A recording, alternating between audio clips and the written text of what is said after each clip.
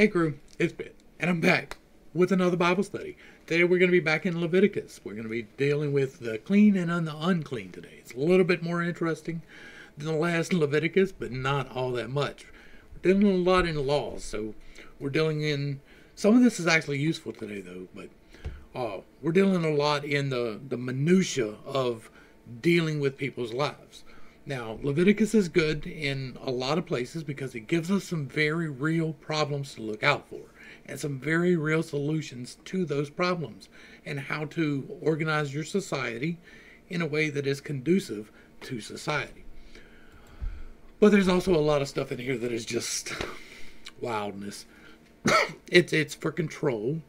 And another thing to bear in mind as we go through Leviticus is that this was Moses attempting to distinguish his people from the surrounding peoples.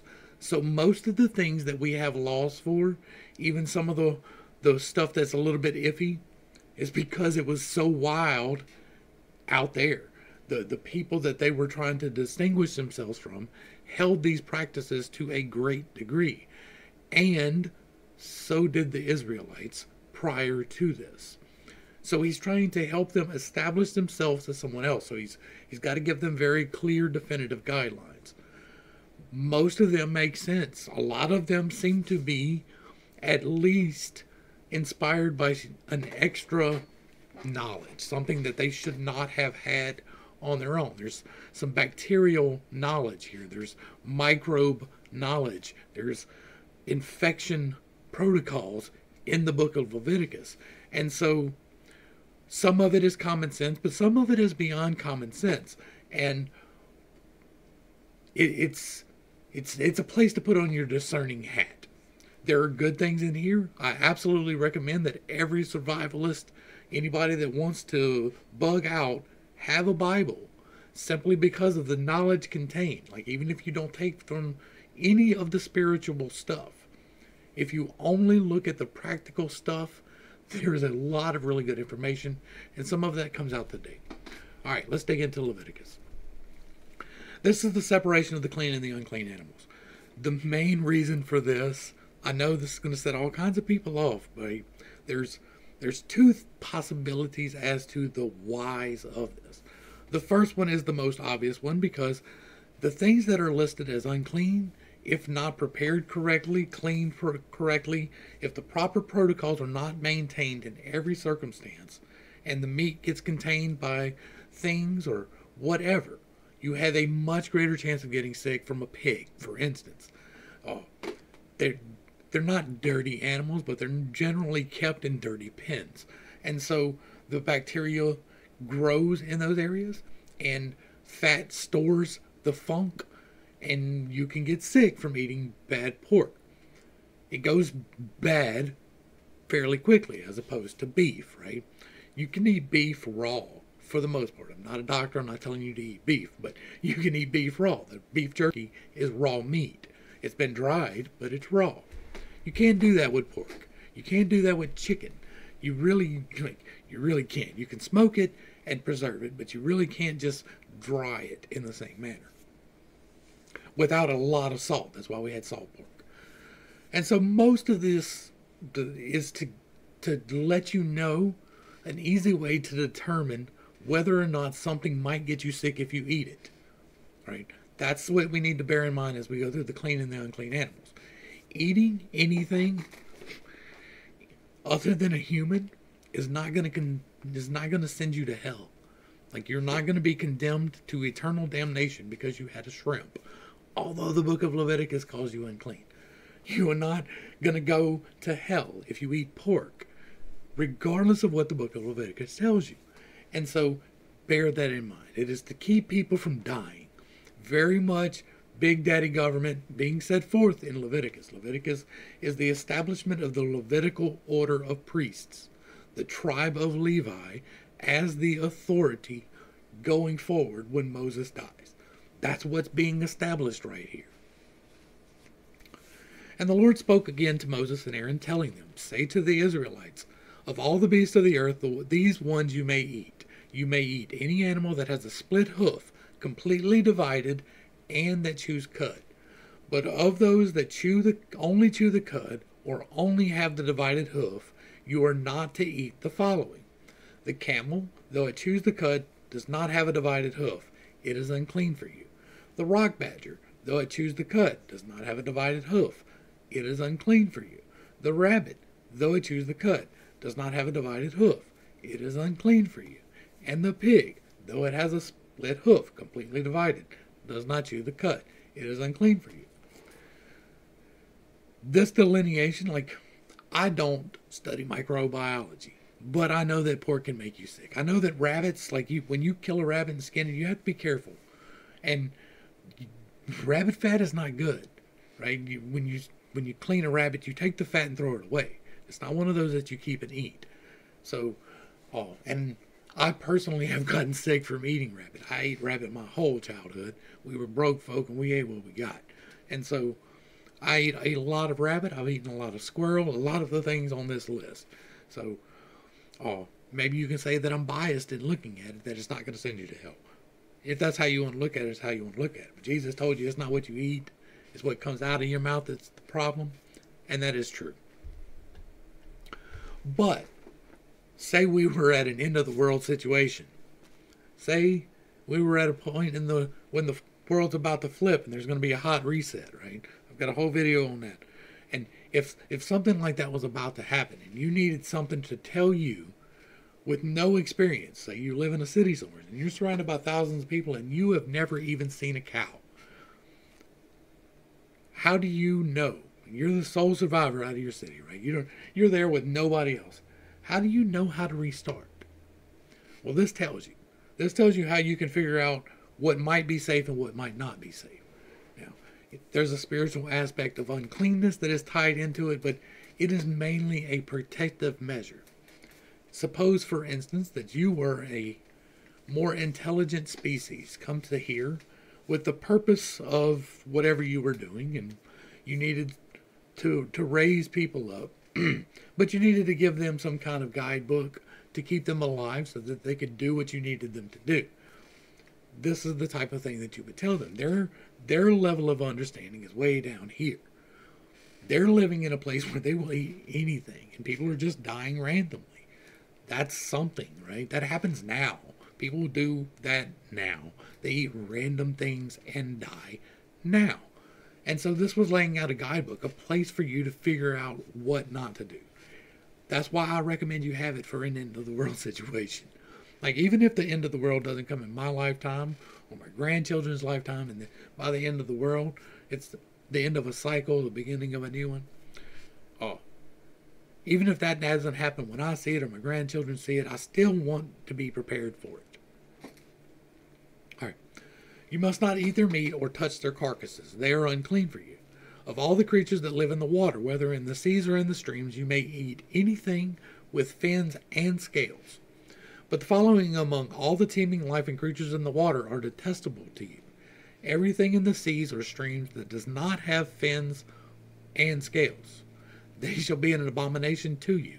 You must not eat their meat. You must detest their carcasses. Everything in the water that does not have fins and scales shall be detestable to you. So catfish, shrimp, crabs, eels, octopus, the list is long, right? There's a lot of things that you're not allowed to eat from the sea or the streams. No snakes. My people would have starved. If we couldn't eat these things, my people would have starved. My mama is 100% Cajun, and her people would have starved if we wasn't allowed to eat crawfish. We wasn't allowed to eat shrimp. We couldn't eat possum and raccoon. All of these things that are outlawed, we couldn't eat them. We would have died. We'd have been done. So we learned how to deal with it. We learned how to cook them correctly. We take precautions down here. Additionally, you are to detest the following birds. They must not be eaten because they are detestable: the eagle, the bearded vulture, the black vulture, the kite, any kind of falcon, any kind of raven, the ostrich, the screech owl, the gull, and any kind of hawk, the little owl, the cormorant, the great owl, the white owl, the desert owl, the osprey, the stork, any kind of heron, the hoopoe, and the bat. Most of these are meat-eating hunters. You do not, for the large part, want to eat predators. They don't taste good. The meat's not good for you. It's not the same as eating a herbivore. It's really not. You can do it. You can survive on it, but it's not the best for you. Some of these will literally get you sick. So, again, there are reasons why you are told not to eat these things. Like, any animal that doesn't poop is probably a bad idea to consume. All flying insects that walk on all fours are detestable to you. However, you may eat the following kinds of flying insects that walk on all fours, those having jointed legs above their feet for hopping on the ground. Of these, you may eat any kind of locust, katydid, cricket, or grasshopper. I am out. I'm not eating the bugs. All other flying insects that have 4 legs are detestable to you. These creatures will make you unclean. Whoever touches their carcasses will be unclean until evening. And whoever picks up one of their carcasses must wash his clothes, and he will be unclean until evening. Every animal with hooves not completely divided, or that does not chew the cud, is unclean for you. Horses, no cud in horses. Like, we have a whole lot of animals that don't chew the cud. Whoever touches any of them will be unclean. All the 4-footed animals that walk on their paws are unclean for you. So dogs, cats. Whoever touches their carcasses will be unclean until evening. And anyone who picks up a carcass must wash his clothes. He will be unclean until evening. They are unclean for you. The following creatures that move along the ground are unclean for you: the mole, the mouse, and any kind of great lizard, the gecko, the monitor lizard, the common lizard, the skink, and the chameleon. Lizards don't taste good either. And you can really get sick from lizards. Like, I'm pretty sure that if you eat lizard meat, you get a fever. Like, it literally attacks your body, from my understanding. I know that if dogs eat a lizard, they get sick. That's happened to me multiple times. These animals are unclean from you among all the crawling creatures. Whoever touches them when they are dead shall be unclean until evening. When one of them dies and falls on something, the article becomes clean. Any article of wood, clothing, leather, sackcloth, or any implement used for work must be rinsed with water and will remain unclean until evening, and then it will be clean. If any of them falls into a clay pot, everything in it will be unclean, and you must break the pot. Any food coming into contact with water from that pot will be unclean, and any drink in such a container will be unclean. This is bacterial theory, yo. This is literally bacterial theory. This is saying that if these things which carry bacteria, which make people sick, touch the things that you use, you need to clean them and then let this stuff die. That's what this is. This is bacterial theory explained. They didn't understand bacteria. There would be no point in telling the Israelites, hey, watch out for bacteria. Instead, you just tell them, if this happens, wash it. And you give them a whole list of things. All of these things carry bacteria. So, yes. Anything upon which one of their carcasses falls will be unclean. If it is an oven or a cooking pot, it must be smashed. If it is unclean, it will remain unclean. So, if it goes into... Hold on, where were we at?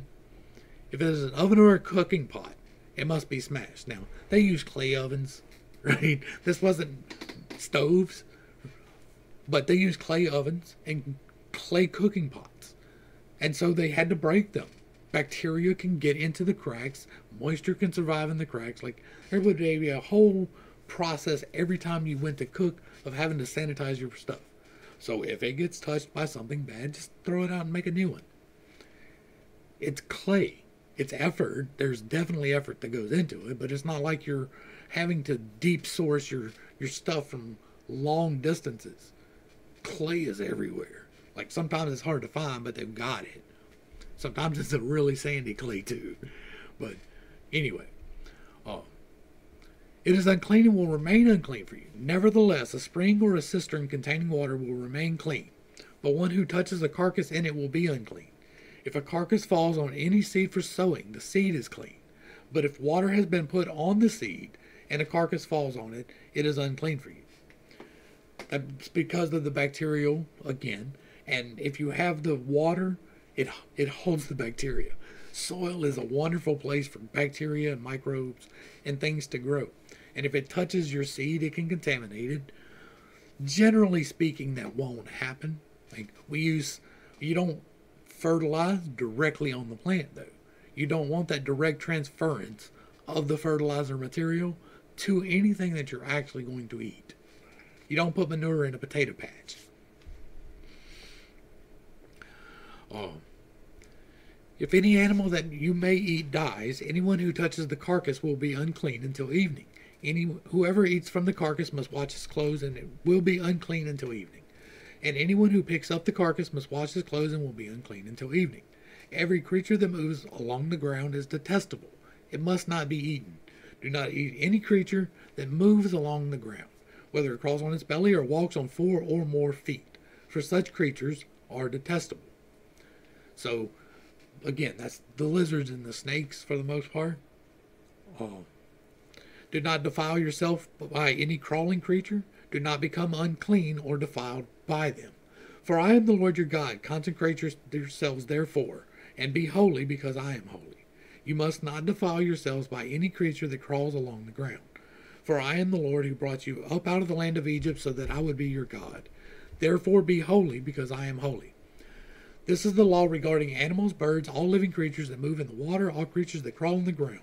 You must distinguish between the clean and unclean, between animals that may be eaten and those that may not. For the most part, those laws make a great deal of sense. They really do. If you look into germ theory and bacterial spread and why they have this, like it makes sense. Now, again, my people would have starved if we couldn't eat most of the things on that list. So, take it with what you want. Personally, I don't believe you are unclean. It just means be careful, be safe, prepare it completely. Make sure you cook your meat all the way through. Make sure you achieve proper temperatures in the middle of your meat. You can eat a raw steak. I would not suggest eating a raw pork chop. Big difference. Big difference. And so that's basically what this is about. This next part gets a little wild. And there is certain reasons. This was a severely patriarchal society as a whole. The entire area, severely patriarchal. And by that I mean women were greatly oppressed. They were not really considered citizens at all. And menstrual flow was an abomination. We know now that that's ignorant, right? We know now that you don't want to play with it. People are stupid. They do that. You don't want to play with it. You don't want to be overabundant with it, right? It's a process. It's a natural thing. You have a natural thing that you do at least once a day if you're healthy. And you don't play with that either if you got a little bit of intelligence. So what they do here is excessive, but considering the culture and only that, it is understandable. He is trying to change the culture, right? And so the establishment of these laws is the firming of what should and should not be done. God only knows what the things happened to women who were on their menstrual cycles before there was anything at all procedure-wise for handling it. So while I don't agree with the way that this is handled, I do understand the logic behind it. And that's all I'm trying to convey there. And then the Lord said to Moses, say to the Israelites, a woman who becomes pregnant and gives birth to a son shall be unclean for 7 days, as she is during the days of her menstruation. And on the 8th day the flesh of the boy's foreskin is to be circumcised. The woman shall continue in purification from her bleeding for 33 days. She may not touch anything sacred or go into the sanctuary until the days of her purification are complete. If, however, she gives birth to a daughter, the woman will be unclean for 2 weeks, as she is during her menstruation. Then she must continue in purification from her bleeding for 66 days. So if you got a boy, 7 days. You got a girl, 14 days. Clean up for 33 days, clean up for 66 days. Completely arbitrary, completely pointless. Except for the fact that you give the female, who doesn't have to give up her child to be mutilated in any manner, time with her mother, whereas with the male you don't. And that sacrifice happens at the 8th day, right? And so, yeah, that's the point of the 7 and the 14. Otherwise, they would keep the boy for 14 too, because you need that time to recover, especially in this time when it was heavily patriarchal and the men didn't do anything to help. And then she must continue in purification from her bleeding for 66 days.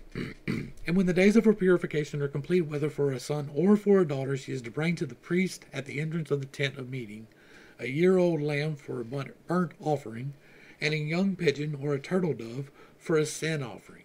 And the priest will present them before the Lord and make atonement for her, and she shall be ceremonially cleansed from her flow of blood. This is the law for a woman giving birth, whether to a man or a female. But if she cannot afford a lamb, she will bring 2 turtle doves or 2 young pigeons, one for the burnt offering and the other for a sin offering. And the priest will make atonement for her, and she will be clean. Here's one of the places where I take great exception to the Bible. Because in Genesis we are told, go forth and multiply. We are told to go forth, subdue the earth, and spread your seed upon it. And then in Leviticus we're told that if you do that, you're sinful, and that you have to give a sacrifice, two sacrifices, in order to compensate for the sin of being fruitful and multiplying, as you were commanded to do by the Lord God Almighty. No. It's one of the reasons why I have consistency problems. It's one of the reasons why we have timing problems, right? We have translation errors. We have all kinds of reasons why there are reasons to doubt things in this book. And we have all kinds of reasons why there are good information in this book. We have to be discerning about what we take and what we don't. To think that God would tell you to go forth, be fruitful, and multiply with this helpmeet that I created from your rib, but when you do that, you have to provide me with 2 sacrifices to be cleansed from this natural process that I put upon you, is insane. It makes no logical sense whatsoever unless you are invested in the religion behind it. And unless you are already invested in this, there's no way you agree to this. Unless you are already brought up with them glasses on to read it a certain way, there's no way you can read this with the current modern understanding and be okay with it. Now we're getting into some more of the very useful parts of this, right? The laws about skin diseases is another one of the reasons why I recommend that you keep a Bible in your Bugout bag. And then the Lord said to Moses and Aaron, when someone has a swelling or rash or a bright spot on his skin that could become an infectious skin disease, he must be brought to Aaron, the priest, or to one of his sons who is a priest. And the priest is to examine the infection on his skin. And if the hair in the infection has turned white, and the sore appears to be deeper than the skin, it's a skin disease. After the priest examines him, he must pronounce him unclean. Now, there are several different types of skin diseases that are all lumped into skin disease. And so, this is a step-by-step. Identify the problem, figure out if you have to isolate, how long should you isolate, how to treat it. This is a medical diagnosis book for skin disease. It doesn't distinguish between leprosy and canker sores, but it tells you how to tell if they are deadly, if they are infectious, and if you need to isolate them from people, step by step. If, however, the spot on the skin is white and does not appear to be deeper than the skin, and the hair in it has not turned white, the priest shall isolate the infected person for 7 days. On the 7th day, the priest is to re-examine him, and if he sees that the infection is unchanged and has not spread on the skin, the priest must isolate him for another 7 days. And the priest will examine him again on the 7th day, And if the sore is faded and is not spread on the skin, the priest shall pronounce him clean. It's a rash, and the person must wash his clothes and be clean. But if the rash spreads further on his skin after he has shown himself to the priest for cleansing, he must present himself again to the priest. The priest will re-examine him, and if the rash has spread on the skin, the priest must pronounce him unclean. He has a skin disease. When anyone develops a skin disease, he must be brought to the priest. The priest will examine him, and if there is a white swelling on the skin that has turned the hair white, and there is raw flesh in the swelling, it's a chronic skin disease, and the priest must pronounce him unclean. He need not isolate him, for he is unclean.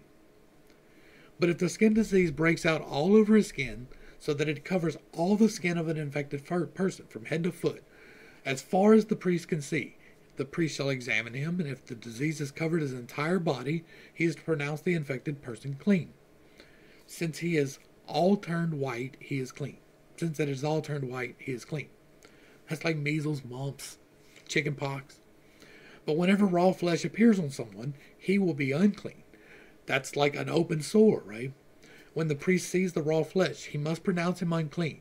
The raw flesh is unclean. It's a skin disease. But if the raw flesh changes and turns white, he must go to the priest, and the priest will re-examine him. And if the infection has turned white, the priest is to pronounce the infected person clean. Then he is clean. When a boil appears on someone's skin and it heals, and a white swelling or a reddish-white spot develops where the boil was, he must present himself to the priest, and the priest shall examine it. And if it appears to be beneath the skin, and the hair in it has turned white, the priest shall pronounce him unclean. It is a diseased infection that is broken out in the boil. Staph. And when the priest examines it, if there is no white hair in it, and if it is not beneath the skin and has faded, the priest shall isolate him for 7 days. If it spreads any further on the skin, the priest must pronounce him unclean. It's an infection.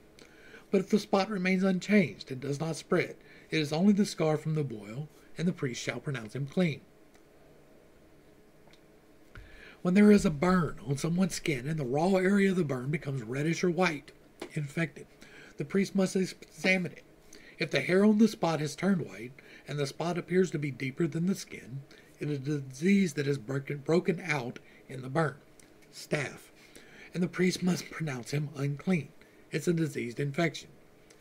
But if the priest examines it and there's no white hair in the spot, and it's not beneath the skin but has faded, the priest shall isolate him for 7 days.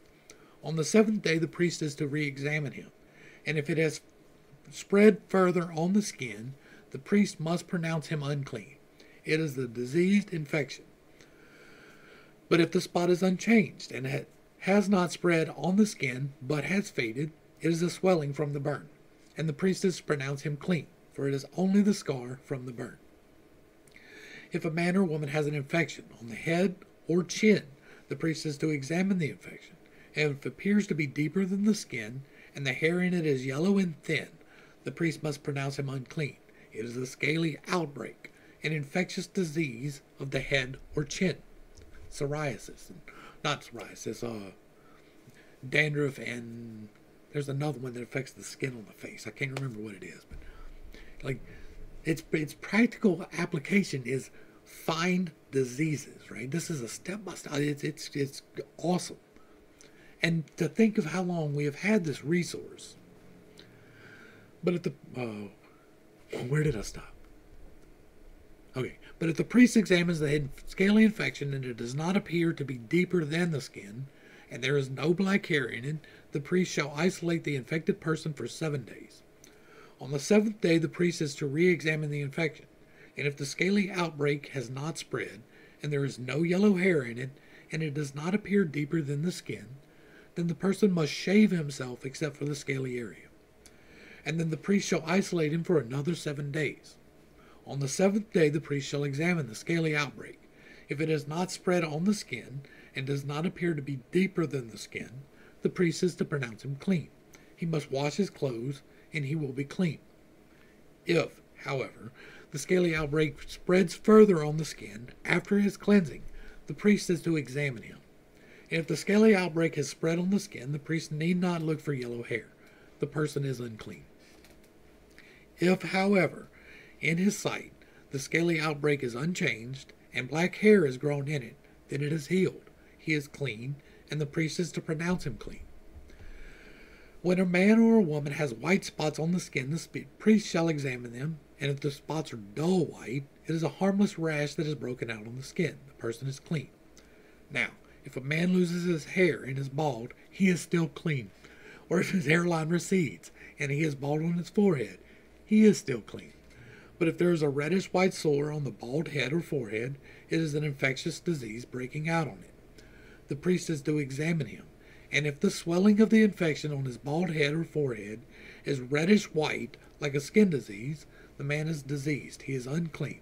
The priest must pronounce him unclean because of the infection on his head. A diseased person must wear torn clothes and let his hair hang loose. He must cover his mouth and cry out, "Unclean, unclean." As long as he has the infection, he remains unclean, and he must live alone in a place outside the camp.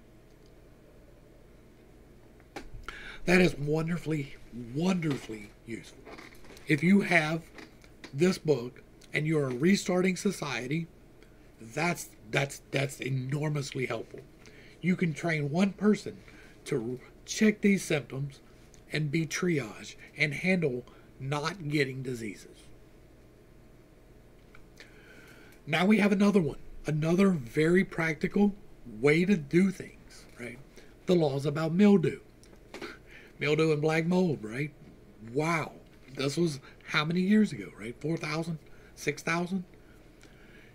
If any fabric is contaminated with mildew, any wool or linen garment, any weave or knit of linen or wool, or any article of leather, and if the mark in the fabric, leather, weave, knit, or leather article is green or red, then it is contaminated with mildew and must be shown to the priest.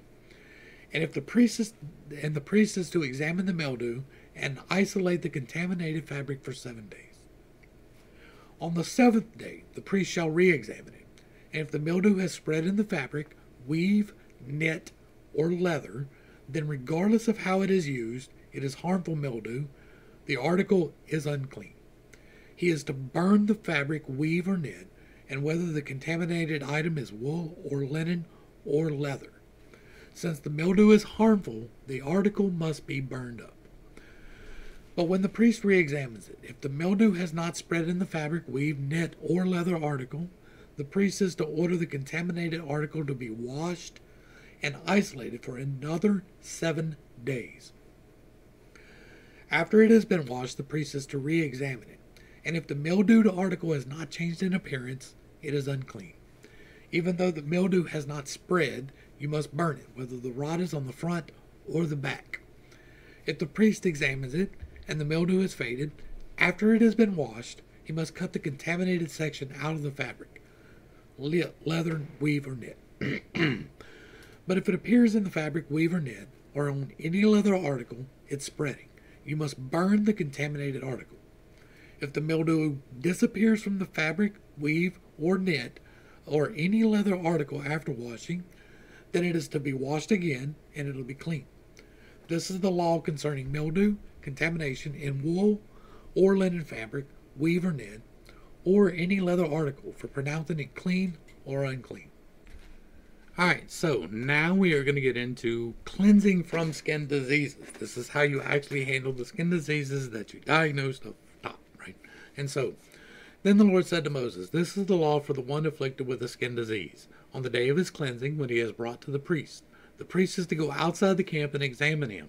And if the skin disease of the afflicted person has healed, the priest shall order that 2 live, clean birds, cedar wood, scarlet yarn, and hyssop be brought for the one to be cleansed.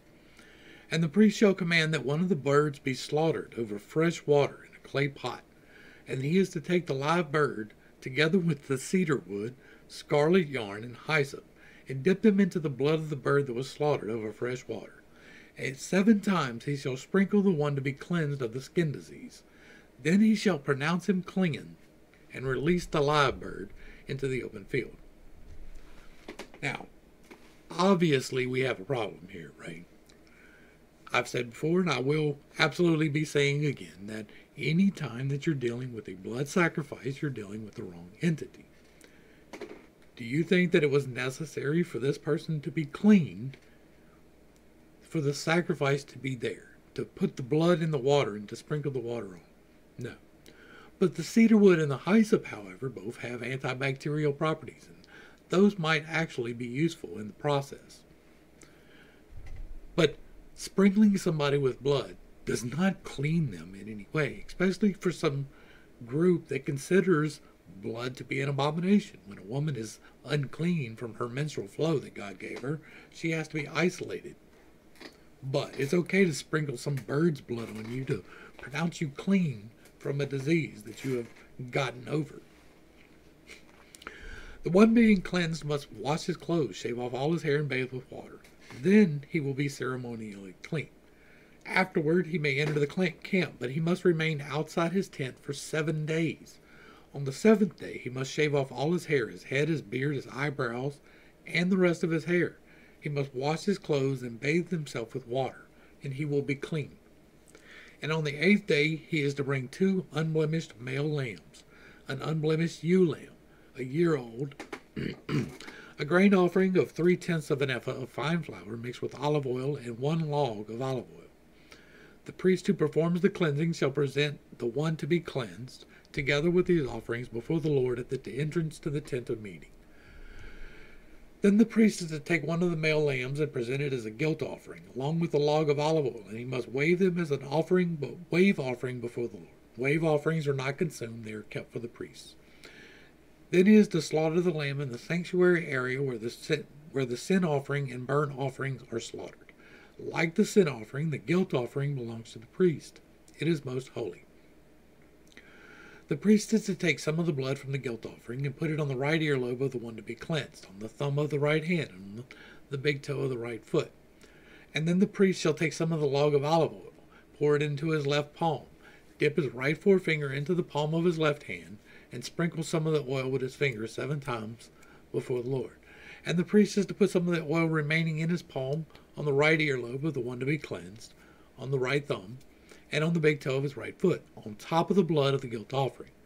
The rest of the oil in his palm the priest is to put on the head of the one to be cleansed, to make atonement for him before the Lord.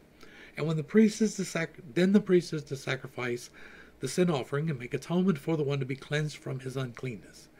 After that, the priest shall slaughter the burnt offering and offer it on the altar, with the grain offering, to make atonement for him, and he will be clean.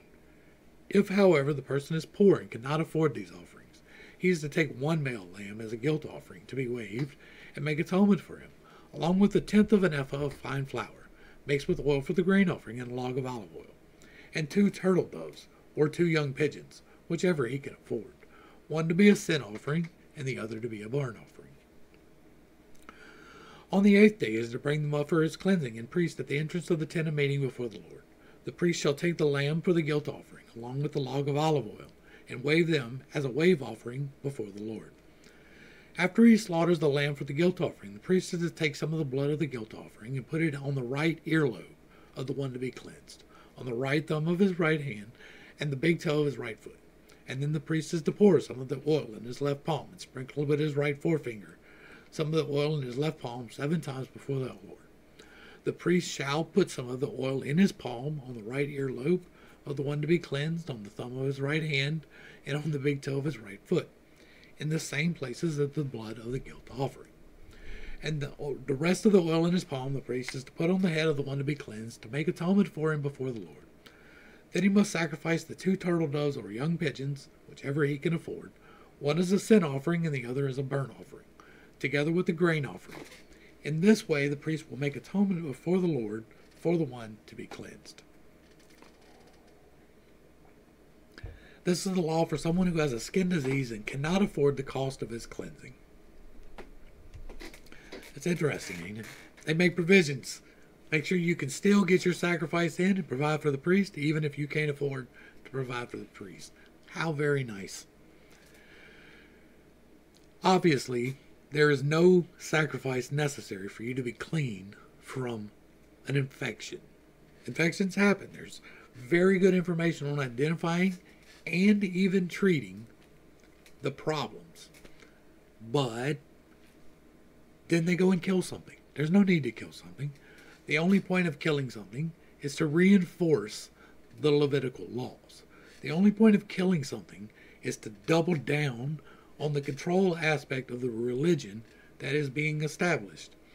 The people, the Levitical order that is going to take over from Moses, the control of these people for at least a couple of generations, right? Before we really get into the judges and all of that, we have the Leviticals. And their word is law. And so this reinforces that. Even when you get a speck on your arm, you got to go to the priest and have them check it. And if it's okay, you can make a sacrifice right now and you're clean. If you don't make the sacrifice, you're not, by the way. But if you do, then you're clean, you're okay. Whatever.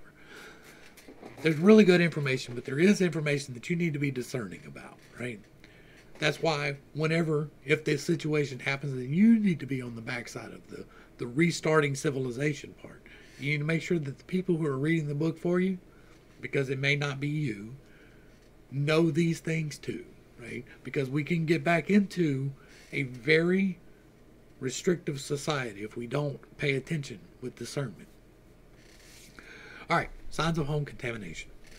And then the Lord said to Moses and Aaron, when you enter into the land of Canaan, which I am giving you as your possession, and I put a contamination of mildew into a house in that land, the owner of the house shall come and tell the priest, something like mildew has appeared in my house. Now at this point, they're still living in the desert. They're still in tents. There's 3 million or so people living in the desert in tents. They don't have houses. They don't have permanent structures yet. But this is in the days to come. Whenever I go and give you a chase out and you don't fight a battle for this land that I am giving you, because that is the promise, you will not fight a battle. I will drive them out before you. You will not have to fight. That is the promise that is given. And when that happens, and when I drive them out before you, and you take possession of the land, and you take possession of these houses you did not build, this is how you check for mildew in them houses. A priest must order the house to be cleared before he enters to examine the mildew, so nothing in the house will become unclean. Well, wouldn't it already be unclean if there was stuff in the house and you've got mildew? After this, the priest shall go in to inspect the house. He is to examine the house, and if the mildew in the walls consist of a green or red depressions that appear to be beneath the surface of the wall, the priest shall go outside of the doorway of the house and close it up for 7 days. And on the 7th day, the priest is to return and inspect the house. If the mildew has spread on the walls, he must order that the contaminated stones be pulled out and thrown into an unclean place outside the city. And he shall have the inside of the house scraped completely, and the plaster that is scraped off dumped into an unclean place outside of the city. So different stones must be obtained and to replace the contaminated ones, as well as additional mortar to replaster the house. If the mildew reappears in the house after the stones have been torn out and the house has been scraped and replastered, the priest must come and inspect it. If the mildew has spread in the house, it is a destructive mildew. The house is unclean. It must be torn down with its stones, its timbers, and all its plaster, and taken outside the city to an unclean place. Anyone who enters the house during any of the days that it is closed up will be unclean until evening. And anyone who sleeps in the house or eats in it must wash his clothes. Cleaning a home. If, however, the priest comes in and inspects it, and the mildew has not spread after the house has been replastered, he shall pronounce it the house clean, because the mildew is gone. He is to take 2 birds, cedar wood, scarlet yarn, and hyssop to purify the house. He shall slaughter one of the birds over fresh water in a clay pot. Then he shall take the cedar wood and the hyssop and scarlet yarn and a live bird, and dip them in the blood of the slaughtered bird and the fresh water, and sprinkle the house 7 times. Just think about that for a second. Like, I was going to wait, but just think about that. You're going to take this bird that came in you just murdered one bird, right? Call it murder, whatever. Spread the water into the mug. You put in a stick. You put in a plant. You dip the bird in it, and then you shake the bird around the house.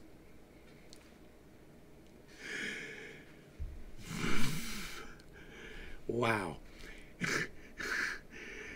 And you sprinkle the house 7 times. So that's like the whole house 7 times, I guess. And that's going to make it clean. That's going to clean everything. This bird blood that you're spreading off of a bird, going to clean everything. And he shall cleanse the house with bird's blood, the fresh water, the live bird, the cedar wood, the hyssop, and the scarlet yarn. And then finally, he is to release the live bird into the open fields outside the city. In this way he will make atonement for the house, and it will be clean. This is the law for any infectious skin disease, for scaly outbreak, for mildew in the clothing in the house, and for swelling, rash, or spot, to determine if something is clean or unclean. This is the law regarding skin diseases and mildew.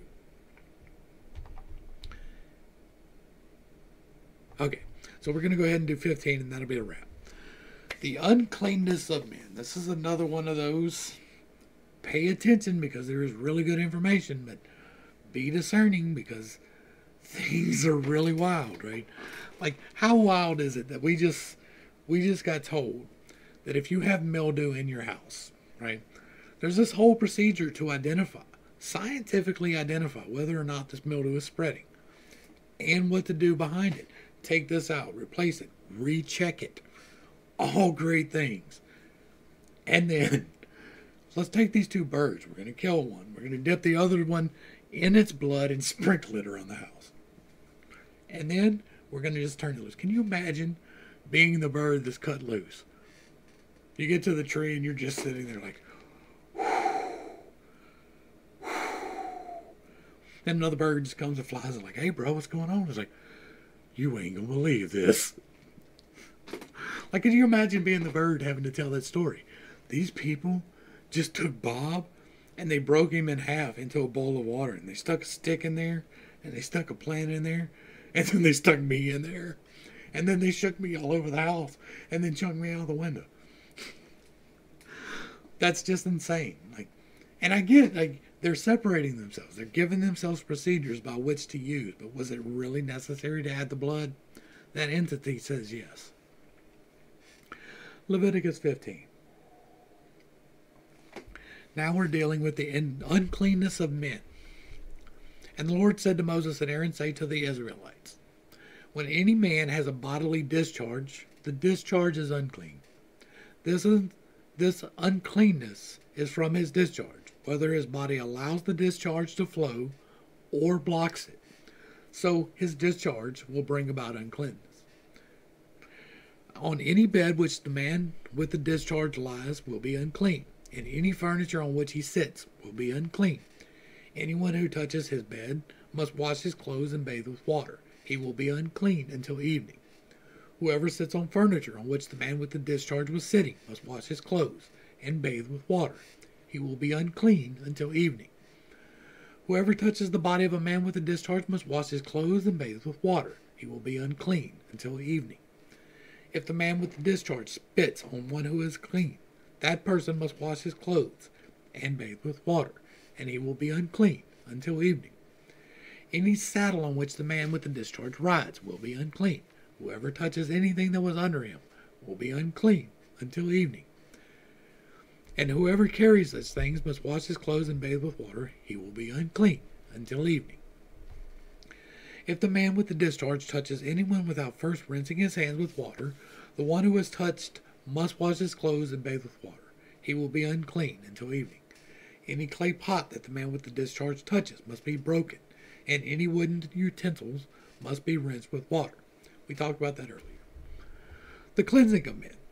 And when the man has been cleansed from his discharge, he must count off 7 days for his cleansing, wash his clothes, and bathe himself in fresh water, and he shall be clean.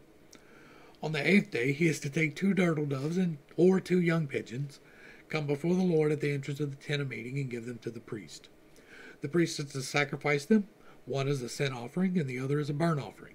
In this way the priest will make atonement for the man before the Lord because of his discharge. And when a man has an emission of semen, he must bathe his whole body with water. He will be unclean until evening. Any clothing or leather on which there is an emission of semen must be washed with water, and it will remain unclean until evening. If a man lies with a woman and there is an emission of semen, both must bathe with water, and they will remain unclean until evening. When a woman who has a discharge consisting of blood from her body, she will be unclean due to her menstruation for 7 days, and anyone who touches her will be unclean until evening. Anything on which she lies or sits during her menstruation will be unclean, and anyone who touches her bed must wash his clothes or bathe with water. He will be unclean until evening. Whoever touches any furniture on which she was sitting must wash his clothes and bathe with water. He will be unclean until evening. And whether it is a bed or furniture on which she was sitting, whoever touches it will be unclean until evening. If a man lies with her and her menstrual flow touches him, he will be unclean for 7 days, and any bed which he lies will become unclean. When a woman has a discharge of her blood for many days at a time other than her menstrual period, or if it continues beyond her period, she will be unclean all of the days of her unclean discharge, just as she is during the days of her menstruation.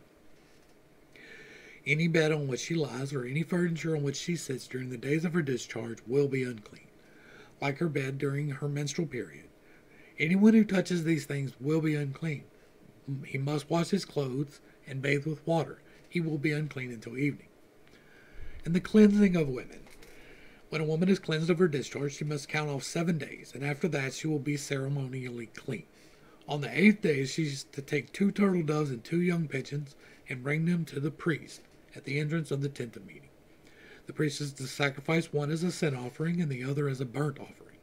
In this way the priest will make atonement for her before the Lord for her unclean discharge. You must keep the children of Israel separate from their uncleanness, so that they do not die by defiling my tabernacle, which is among them. This is the law of him who has a discharge, of the man who has an emission of semen, whereby he is unclean, of a woman in her menstrual period, of any male or female who has a discharge, and of a man who lies with an unclean woman. And we're going to wrap up Leviticus there, because next we get into a whole different section of things, and we wrapped up that section pretty well. There's a lot of room for discernment in Leviticus. There is never a need for a sacrifice for cleanliness. There's definitely not a need to throw around blood to clean a house or a person. There's no need to put blood on the ear, the finger, or the toe to reaffirm a blood contract with an entity every time you get sick. But it might give you a hint about cleaning yourself from some contracts. This was very interesting. There is some very useful knowledge in Leviticus, and I do recommend that every bug-out bag brings a Bible, because this is not the only wisdom hidden in this book. There is a lot of wisdom in this book, but just like in Leviticus, the rest of the book needs to be read with discernment too. There is no chosen people.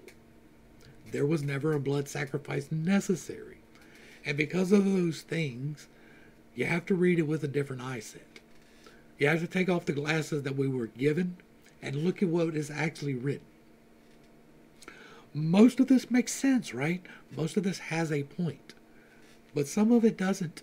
Some of it is completely useless, outside of feeding the Levitical order and the entity behind it. That is the only reason for the sacrifices, to feed the entity behind it. Hopefully I brought a little bit of enlightenment and not too much confusion to a very complicated topic. I know most of Leviticus is boring. This one was not as boring as some of it might be. Deuteronomy is going to be the same. Numbers is ridiculously boring. We're still going to go through them, because even then, there is wisdom in there. And so we need to check it out. Hopefully this explains some things, right? This is a reason to have this in your bug-out bag. It really is. To the crew, thanks for hanging out. I appreciate every single minute that you are here with me, and I am praying for you every single day. Till next time, I love you. You're perfect, whole, and complete just the way that you are. And this has been Pittstake. Peace.